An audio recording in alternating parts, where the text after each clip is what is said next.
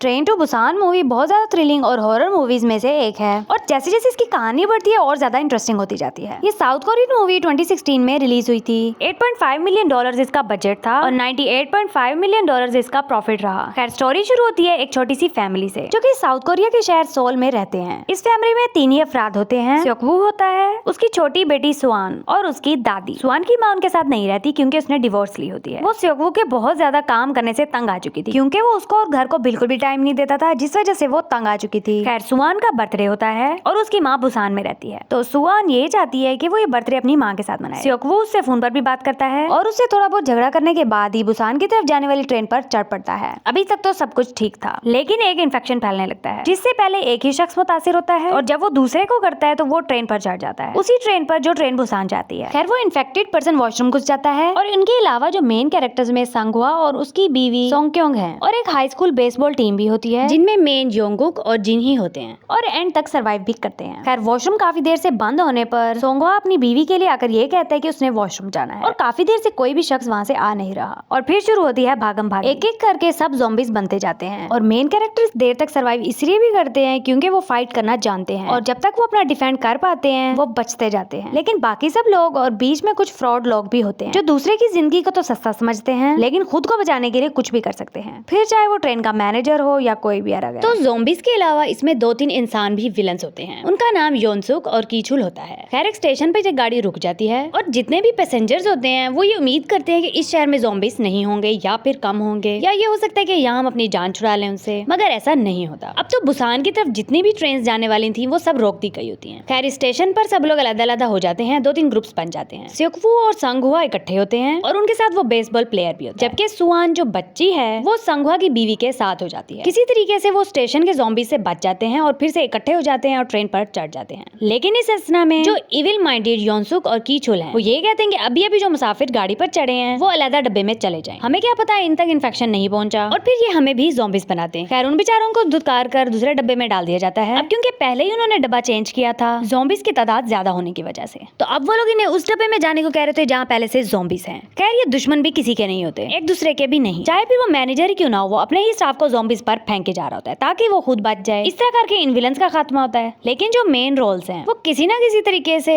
Movie के and तक survive कर जाते हैं, सिवाय संगहुआ के जो कि अपनी बीवी को बचाने के लिए खुद की कुर्बानी दे देता है और वो सेokवू से ये तवक्को रखता है वो अपनी बच्ची के साथ साथ उसकी बीवी की भी हिफाजत करेगा। इसी तरह वो बास्केटबॉल प्लेयर और उसके साथ जो हाई स्कूल गर्ल है यानी जिन ही, वो भी जल्दी मर जाते हैं क्योंकि लड़की पहले ज़ॉम्बी बनती है और वो फिर उस बेसबॉल प्लेयर को मार देती है। जितने भी सर्वाइवर्स होते हैं उनका मकसद ये होता है कि बुसान के करीब एक मिलिट्री कैंप लगा होता है और उन्होंने तमाम सर्वाइवर्स को दावत दी होती है कि वो वहाँ आ सकते हैं, वो सेफ जगह है। वहाँ तक जाते जाते 2-3 लोग ही रह जाते हैं। बीच में एक तो ट्रेन रुक जाती है ब्लॉक होने की वजह से, फिर ढेर सारे ज़ॉम्बीज उन सबके पीछे पड़ जाते हैं जो कि चलती ट्रेन पर भी उनका पीछा नहीं छोड़ रहे होते। खैर आखिर में जाते तक सेokवू भी ज़ॉम्बी बन जाता है, लेकिन वो अपनी बच्ची को और संगहुआ की बीवी को बचवा लेता है। जैसे ही उसको ज़ॉम्बी काटे काफी देर हो गई होती है, वो खुद को अपनी बेटी से दूर कर लेता है, तो वो सीन काफी ज्यादा इमोशनल हो जाता है क्योंकि उसकी बच्ची नहीं चाहती होती कि वो अपने बाप से दूर रहे, लेकिन सेokवू ने सिर्फ अपनी बच्ची को बचाना होता है और उसने उम्मीद तो यही की होती है कि बुसान जाकर वो अपनी माँ के साथ रह सकती है, पीछे तो कुछ भी नहीं बचा और मैं भी अब उसे छोड़कर जाने लगा हूँ। लेकिन ये भी कोई नहीं कह सकता कि उसकी माँ जिंदा भी है कि नहीं। इसके अलावा वो ट्रेन अपनी मंजिल को तो पहुंच जाती है जहाँ पे मिलिट्री बेस तैनात होती है। वो लोग भी पहले दूर से जायजा लेते हैं कि कहीं ये इन्फेक्टेड तो नहीं और अपनी तसल्ली के बाद वो उस बच्ची और उस औरत को पनाह में ले लेते हैं। तो यूं हो गई सैडेस्ट हैप्पी एंडिंग। खैर ये मूवी काफी ज्यादा जबरदस्त रही एक्टिंग के लिहाज से भी और ग्राफिक्स, लुक, सब मेन रोल्स जिन्होंने इस मूवी को इंटरेस्टिंग बनाया। खासकर के बच्ची की एक्टिंग भी लाजवाब थी। इसका पार्ट 2 भी आया है लेकिन अभी तक के लिए इतना ही।